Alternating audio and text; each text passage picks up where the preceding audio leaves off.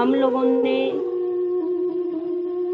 रावण का दहन किया, विजयादशमी का पर्व मनाया। और ये विजयादशमी पर्व का उद्देश्य बुराई का अंत कर अच्छाई का स्थापना करना। आज जो मैं प्रसंग ली हूँ, मुख्य क्या ये दो पात्रों का लड़ाई है, मेघनाथ और लक्ष्मण जी महाराज का, या कहें कि ये जो दो पात्र का युद्ध है केवल त्रेता युग के लिए है? नहीं, ये वस्तुतः ये जो लड़ाई है दो पात्रों का हमारे अंतःकरण में हम सबके भी लड़ाई है। कैसे? जीव के अंतःकरण में काम भी है और वैराग्य भी है। काम और वैराग्य दोनों के बीच जब लड़ाई चलती है तो उसमें विजय किसको प्राप्त होती है और होना किसको चाहिए? क्या काम को विजय प्राप्त होना चाहिए या वैराग्य को? और जब भी काम वैराग्य पर प्रहार करता है तो कैसे करता है, और काम के आक्रमण पर वैराग्य की स्थिति कैसी होनी चाहिए? अपने शरीर को, अपने मन को, अपने इंद्रियों को हम उस आक्रमण के लिए कैसे तैयार करें, उस परिस्थिति को।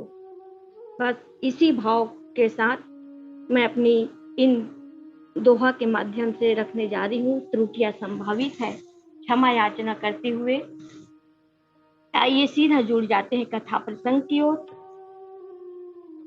मेघनाथ समकोटि सत जोधा रहे उठा,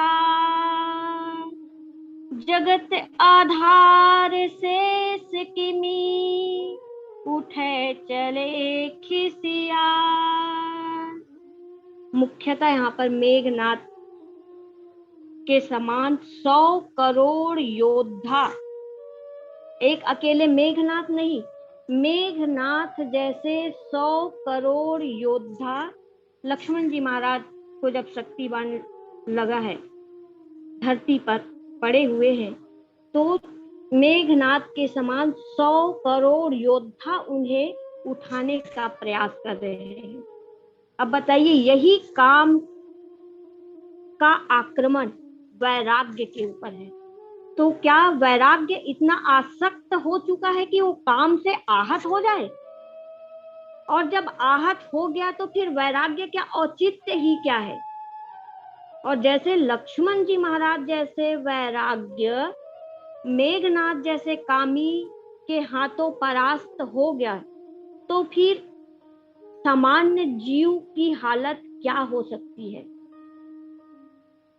वस्तुतः रामचरित मानस में लक्ष्मण जी महाराज पर मेघनाथ के द्वारा शक्तिवान का वर्णन हुआ है, लेकिन वाल्मीकि रामायण के माध्यम से अगर देखा जाए तो मैं हालांकि रामचरितमानस की ही बातें रखूंगी, वाल्मीकि रामायण में नहीं जाऊंगी। भूमिका के तौर पर वाल्मीकि रामायण में ये जो शक्तिबान मेघनाद के द्वारा लक्ष्मण जी महाराज पर नहीं चलाया गया है, ये विभीषण जी महाराज पर चलाया गया है। और लक्ष्मण जी महाराज विभीषण जी को बचाने के लिए उन्होंने स्वयं मेघनाद के द्वारा चलाए हुए शक्तिबान को वो आत्मसात कर लेते हैं।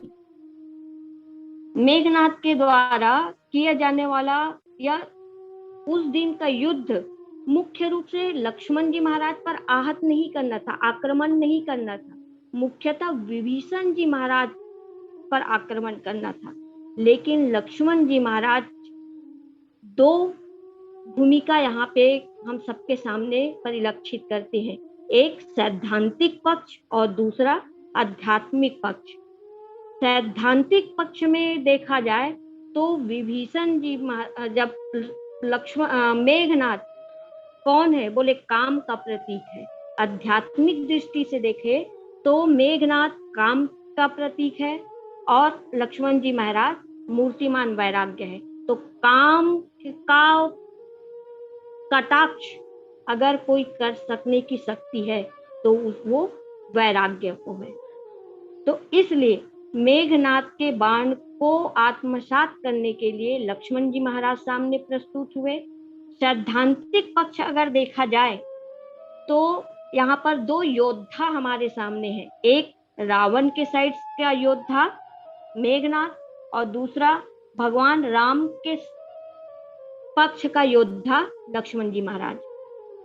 जिस प्रकार पिता के आज्ञा का पालन करते हुए मेघनाद लड़ाई करने के लिए लंका के रणांगण में प्रस्तुत है सैद्धांतिक पक्ष, तो दूसरी ओर भगवान राम की सेना की ओर से, उनके पक्ष से लक्ष्मण जी महाराज प्रस्तुत है। तो विभीषण जी महाराज थोड़े ही समय पहले भगवान राम के दल में आए थे, तो लक्ष्मण जी महाराज का दायित्व तो बनता है कि वो विभीषण जी महाराज, क्योंकि वो प्रभु के शरण में आए थे और इसलिए विभीषण जी महाराज को बचाने के लिए सैद्धांतिक पक्ष का परिलक्षित होते हुआ दिखाई देता है। शक्ति के प्रयोग को लक्ष्मण जी महाराज स्वयं अपने अंतःकरण में आत्मसात करते हैं। ये केवल दो पात्रों का ही लड़ाई नहीं, हम और आप सब जीवों के अंतःकरण की लड़ाई है। और इसी टकराहट के अंतराल में दो दर्शनों के छात्रों का धारणा भी साबित होता है। अब इसमें हम कह सकते हैं कि जब लक्ष्मण जी मेघनाद के द्वारा लक्ष्मण जी महाराज को शक्तिबाण लगा है और उसमें मेघनाथ समकोटि सत जोधा रहे उठा,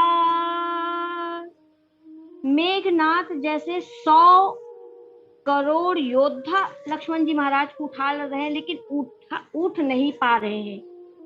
यहाँ पर एक प्रश्नवाचक प्रश्न चिन्ह बनता है कि वास्तविक में जब लंका में मेघनाथ जैसे वीर और कोई नहीं है, उसके बाद भी लक्ष्मण जी महाराज उठ नहीं पा उठाने के लिए वो सक्षम नहीं है। क्यों? मेघनाथ क्यों नहीं उठा पा रहे हैं? क्योंकि लंका में उनके समान कोई और वीर नहीं है।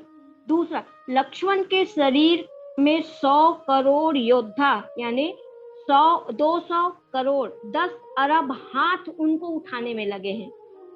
अगर गणित की भाषा में देखा जाए तो 100 करोड़ योद्धा 200 करोड़ यानी 200 अरब हाथ लक्ष्मण जी महाराज को उठाने के लिए तत्पर है, तो भी लक्ष्मण जी महाराज नहीं उठ रहे हैं। क्यों? इतने योद्धाओं के लक्ष्मण जी क्यों नहीं उठ रहे हैं? और जब हनुमान जी महाराज उठाने आए तो सहज उठने को तैयार हो गए। क्यों? उठना चाहते तो वो लक्ष्मण मेघनाथ के द्वारा भी उठ सकते थे और योद्धाओं के माध्यम से उठ सकते थे। हनुमान जी महाराज जब आए तो क्यों उठे? आइए इसी पर थोड़ा सा आध्यात्मिक चिंतन करें तो वास्तविक में ये जो हमारी मानवीय बुद्धि है कि ये 100 मेघनाथ क्या है, 100 करोड़ हाथ क्या है, जो लक्ष्मण जी महाराज को उठाने में सक्षम नहीं हो पा रहे हैं। क्योंकि मेघनाथ के बल का चित्रण रामचरितमानस में तुलसीदास जी महाराज ने दोहा चौपाई के माध्यम से कर दिए, लेकिन लंका में जो और योद्धा थे उनके पराक्रम, उनके भुजाओं का वर्णन रामचरितमानस में नहीं लिखा गया। केवल एक ही पंक्ति में कहा गया बाकी योद्धाओं के लिए, कुमुख अकंपन कुल शरद धूम के तू अतिका एक एक जग जीत सक ऐसे सुपटनिका। ये बाकी योद्धाओं के लिए बस इतना ही कह दिया कि रावण के यहाँ ऐसे तमाम योद्धा, रावण लंका में ऐसे योद्धा जो एक एक जग को जीत सकते थे। गोस्वामी जी ने राम और रावण की सेना का भी स्पष्ट उल्लेख नहीं किया है, केवल राम की सेना के लिए एक ही जगह उन्होंने वर्णन कर दिया। जैसे लंका के अन्य योद्धाओं के लिए एक जगह वर्णन किया, वैसे ही राम के सेनाओं के बात जामवन के वर्णन किए, अंगद का वर्णन किए, सुग्रीव का वर्णन किए, हनुमान जी का वर्णन किए, लेकिन जो बाकी और भी वानर दल थे क्या उनका कहीं पर भी रामचरित में वर्णन आता है? केवल एक ही लाइन में तुलसीदास जी महाराज ने बाकी योद्धाओं के लिए पंक्ति लिखकर पूरा परिपूर्ण कर दिया। कौन सा? पदुम 18 जुतप बंदर। ये बाकी बंदर, बाकी वानर सेनाओं के बल का बखान कर रहे हैं। पदुम 18 जुतप बंदर सो मुख जो करन यह लेखा। बस इतना ही कह दिया। बोले एक एक वानर दल में करोड़ों योद्धाओं को परास्त करने की शक्ति है। अब बताइए, दोनों पक्ष के सेनाओं में कोई कमी नहीं है, उसके बाद भी काम के द्वारा आज वैराग्य हमको परास्त होते हुए दिखाई दे रहा है। रामचरितमानस में बाकी वानरी सेना का नहीं, रावण के पक्ष में भी कुंभकर्ण और मेघ। जहां तक बात आती है 100 करोड़ योद्धा लक्ष्मण के शरीर में कैसे लग गया, जब यहाँ पर लिखा गया मेघनाथ समकोटि सत योद्धा रहे उठाई, 100 करोड़ हाथ लक्ष्मण जी महाराज को उठाने में कैसे लग गया, तो इसका निराकरण करते हुए बताते हैं संतजन कि जैसे 10,000 राजा, बालकांड के प्रसंग में आता है 10,000 राजा धनुष यज्ञ, राजा जनक के धनुष यज्ञ में 10,000 राजा सीता जी को पाने के लिए उस धनुष को उठाने का प्रयास कर रहे हैं और एक साथ उस धनुष को उठाने में लगे थे। भूप सहस 10 एक ही बारा लगे उठावन टर नटारा। भूप सहस 10 एक ही बारा, 10,000 राजा एक साथ उस धनुष को उठाने के लिए लगे हैं, लेकिन लगे उठावन टर नटार, लेकिन वो उठा नहीं पा रहे हैं। जब वहां 10,000 राजा उठा सकते हैं तो फिर लंका के रणांगन में लक्ष्मण जी महाराज को 200 करोड़ हाथ क्यों नहीं उठा पाएंगे? उसी प्रकार 100 करोड़ योद्धाओं के 200 करोड़ हाथ लक्ष्मण जी को उठाने के लिए लगे थे। तो वहां भी उस समय धनुष बाण लगाने के लिए जो बढ़ा था और सभी योद्धा एक साथ लगे थे, लेकिन शेषा अवतार लक्ष्मण जी के शरीर में 200 करोड़ हाथ एक साथ लगे, लेकिन वो कोई मतलब का नहीं है। यही वैराग्य की पराकाष्ठा है। धनुष अहंकार का प्रतीक है, इसलिए 10,000 हाथ का होना कोई औचित्य नहीं है। ठीक वैसे ही अगर वैराग्य को उठाना है तो हमको काम वासना को नीचे लाना होगा, परे जाना होगा हमको। 200 करोड़ हाथ एक साथ लगे, लक्ष्मण का शरीर और बढ़ने लगा। जैसे ही लंका में असुरी शक्ति उनको उठाने में लगे थे, जो हाथ लगता था लक्ष्मण जी महाराज का शरीर अपने आप को बढ़ाना भारी होता था। लक्ष्मण जी अपने को बढ़ाकर मानो क्या संदेश देना चाहते थे? क्या मायावी नगरी है इसलिए लक्ष्मण जी को मन में आया कि मैं भी माया दिखाऊं?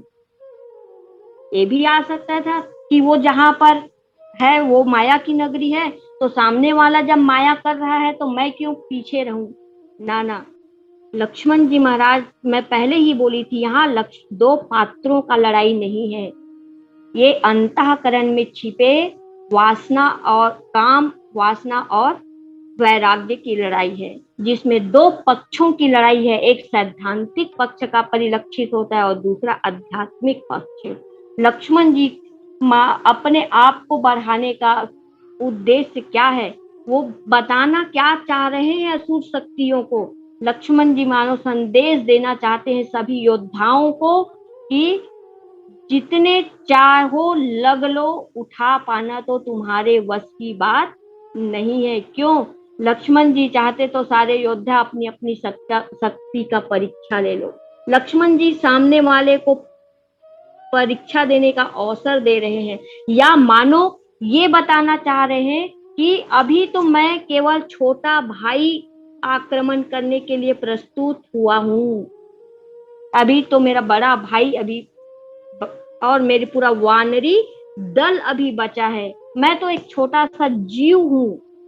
और तुम सबको ये बता देना चाहता हूं कि जब एक छोटा सा जीव को तुम नहीं उठा पा रहे हो, तो सोचो जब मेरी पूरा वानर दल और स्वयं भगवान राम जब आएंगे लड़ने के लिए, तब तुम्हारी स्थिति क्या होगी?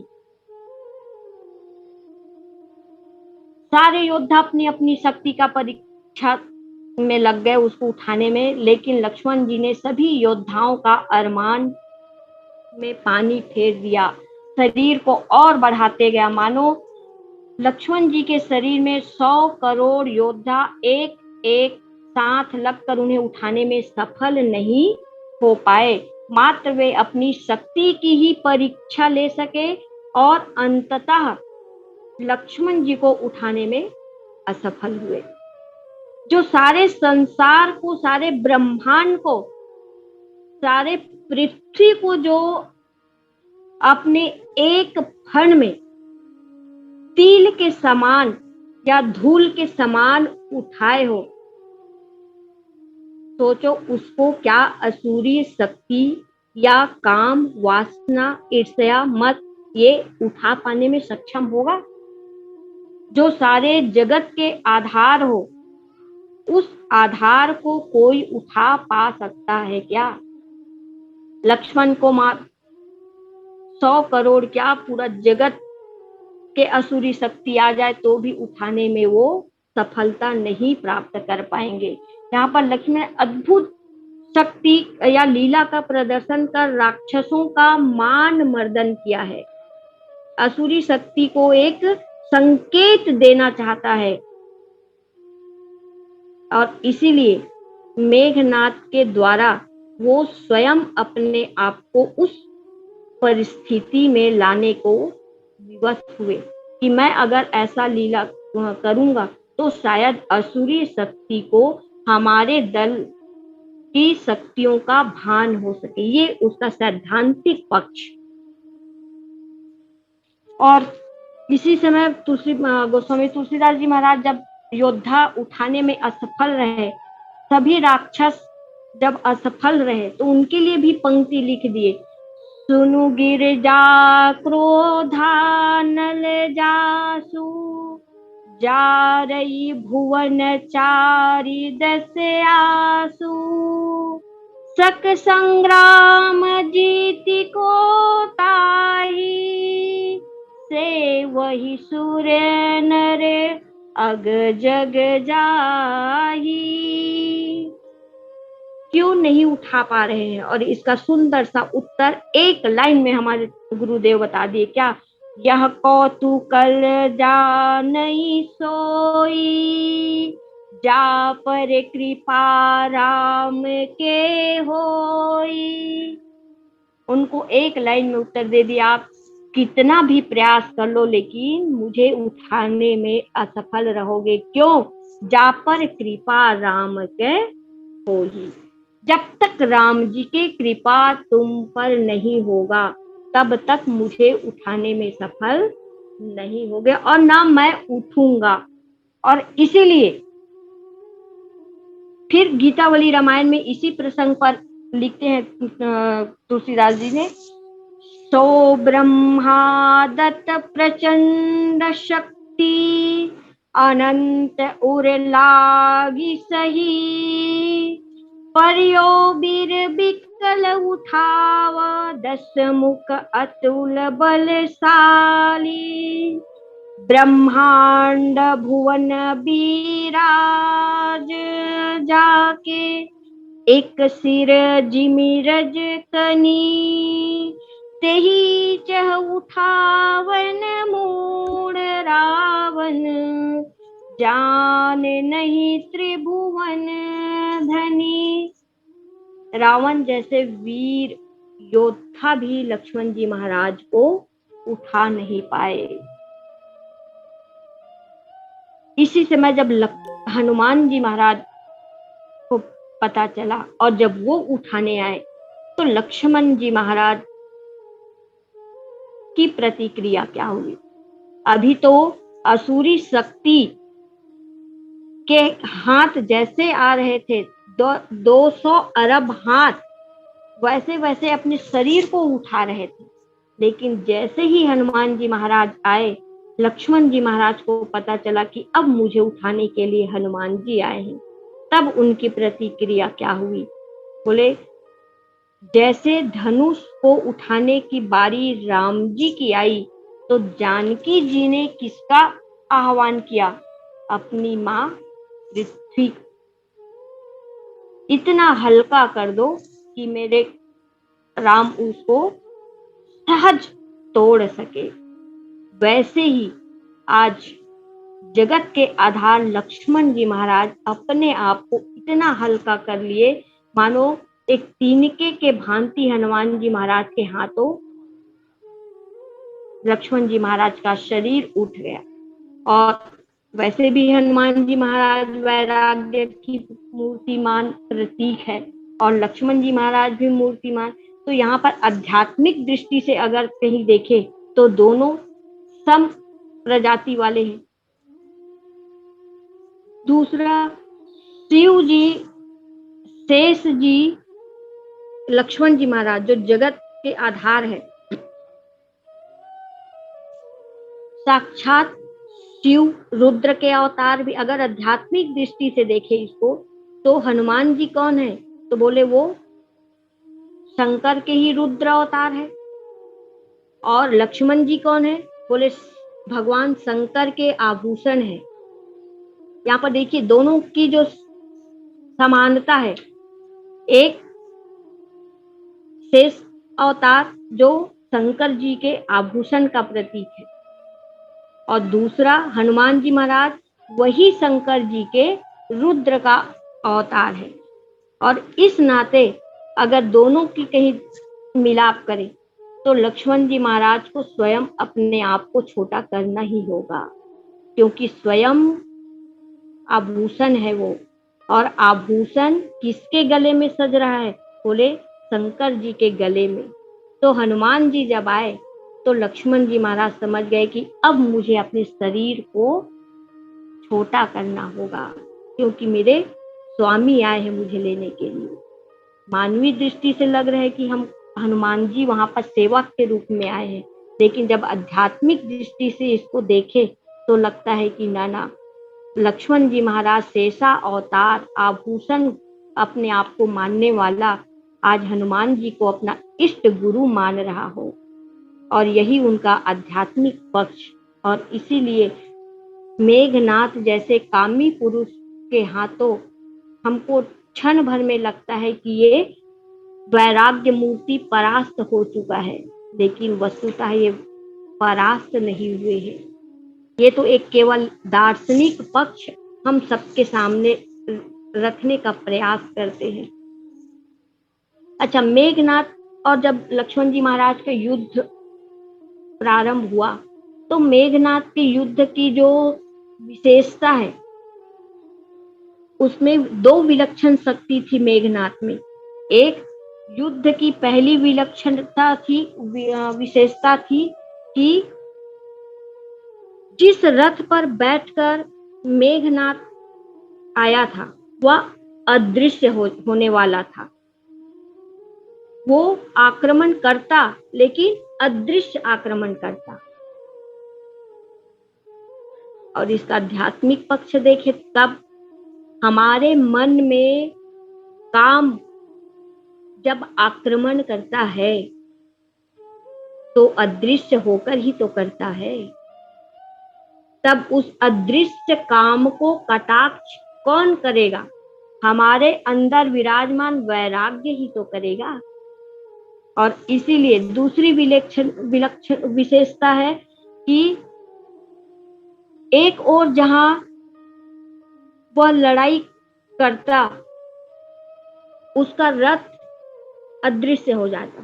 दूसरी विशेषता, उसके पास एक ऐसी बाण था जिसमें वायु भी, अग्नि भी निकलता और जल भी निकलता। अब देखिए, अब इस दोनों का सामंजस्य कि ऐसा बाण, चलो एक समझ में आ गया कि उसका रथ अदृश्य हो जाता, लेकिन जो दूसरी विलक्षणता थी मेघनाथ के बाणों में कि एक ही साथ वो अग्नि भी प्रवाहित होता था और जल भी प्रवाहित होता था।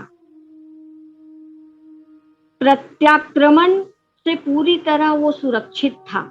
जहां से भी उसके पर आक्रमण होता चारों तरफ से वो सुरक्षित था, क्योंकि वो अदृश्य हो जाता। उसके युद्ध की दूसरी विशेषता ऐसे बाण जिसमें अग्नि और जल दोनों के द्वारा सेना को संतृप्त सेना को परास्त करने के लिए काफी था। प्राचीन काल से ही या पुराने धनुर्धरों के पास ऐसा बाण होना स्वाभाविक था, लेकिन मेघनाथ के पास जो बाण था वो विलक्षण था। और ये उन बाणों की सामर्थ्य की एक और सीमा थी कि बाण के माध्यम से जब प्रकृति के किसी तत्व को समाप्त किया जाता था तब उसके प्रतिपक्ष में या उसके उल्टा में उसके उपशमन के लिए भी दूसरे तत्व को प्रकट कर देता था। अग्नि भी देता था, लेकिन साथ में वो जल भी प्रवाहित करता था। नष्ट तो करता था लेकिन वो उत्पन्न भी करता था। एक महारथी मेघास्त्र की दृष्टि से तो दूसरा व्यासस्त्र, उसके पास जो दो विलक्षण शक्ति था, एक मेघास्त्र और दूसरा बाय व्यासास्त्र। ये दो शस्त्र उसके साथ स्वमेव रहता था। एक और पर्वताकार जैसे राक्षसों को, वानरी दल को समाप्त कर सकने की क्षमता रखता था, तो दूसरी ओर शीतलता भी प्रदान करने की क्षमता रखता था।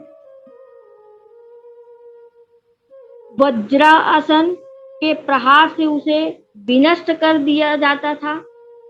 आग्नेयास्त्र के अग्नि लगी तो वरुणास्त्र से उसे विनष्ट कर दिया जाता, किंतु मेघनाद के द्वारा जिस बाण का प्रयोग किया जा रहा था वह सर्वदा भिन्न था।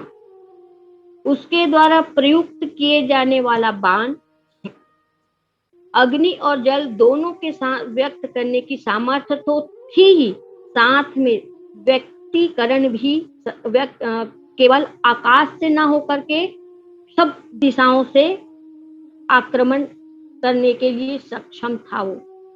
यदि आकाश से आग बरसता तो पृथ्वी से जल के स्रोत फूट रहे थे।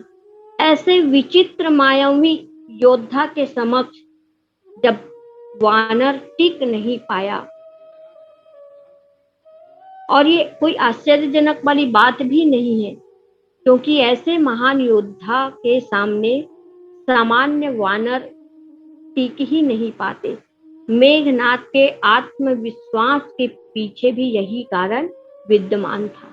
उसको लगता था कि मैं इससे बलशाली हूँ और मेरे शस्त्र से आज स्वयं लक्ष्मण जी महाराज मूर्छित हो गए हैं। तो क्या ये सही है? कहाँ तक आपको लगता है कि मेघनाद के द्वारा लक्ष्मण जी महाराज वास्तविक में परास्त हो सकते हैं? आध्यात्मिक संदर्भ में इस युद्ध के माध्यम से काम के कलात्मक संघर्ष का वर्णन किया गया है। ये केवल दो पात्रों का ही युद्ध नहीं है, कलात्मक संघर्ष का वर्णन किया गया है इस प्रसंग के माध्यम से। अन्य दुर्गुणों की तुलना में काम सचमुच ही दुरापद है। काम को एकदम से अस्वीकार नहीं कर, हमको स्वीकार करना ही पड़ेगा। लेकिन गीता में भगवान कृष्ण ने इस महान शत्रु पर, काम जैसे शत्रु पर विजय प्राप्त करने का आदेश देते हुए, स्वीकार करते हुए पराजित करना सरल नहीं है। इसका भी उपाय बता दिए।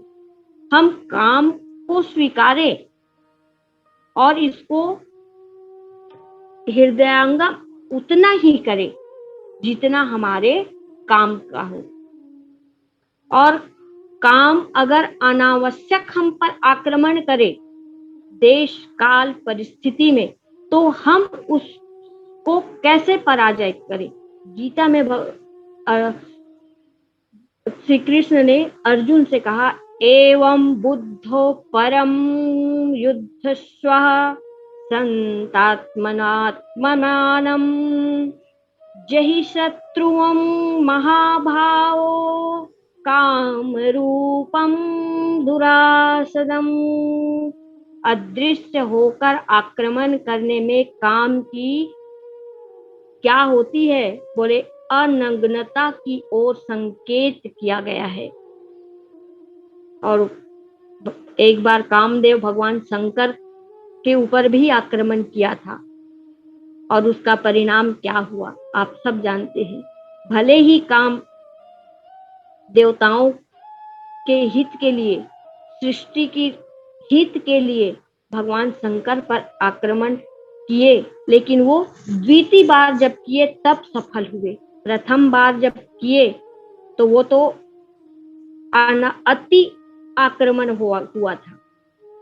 कामदेव जब पहली बार आक्रमण किया तो भस्म होकर परिणाम क्या हुआ, लेकिन जब दूसरी बार देवताओं के द्वारा फिर से उनको आक्रमण करने के लिए कहा, तब क्या हुआ? बोले महाराज एक बार मैं भुगत चुका हूं, अब दूसरी बार ये गलती नहीं करूंगा।